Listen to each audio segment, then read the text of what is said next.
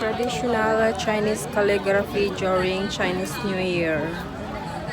Yan yung mga isusulat dyan, yung mga prosperity, good luck, Happy New Year. Hindi ko maintindihan pero yun ang sinasabi. Ayan, yung ano yan. Mga dinidikit yan sa bahay tuwing Chinese New Year. Libre lang ata siguro to eh.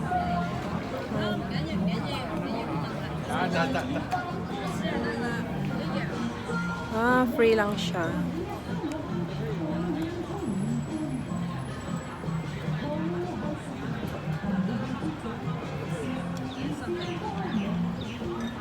Free lang siya. Pwede ka manghingi dikit sa bahay.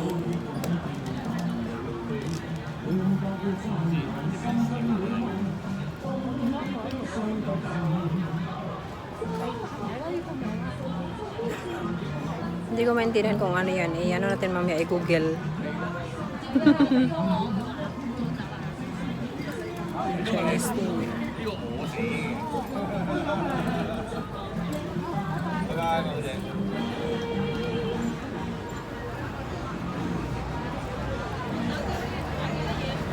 Kukuhanin mo lang pag ano.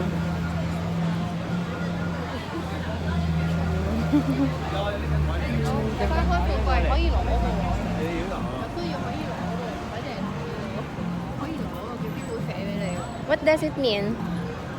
Flower, blossom. Oh, oh, it is okay. Beautiful.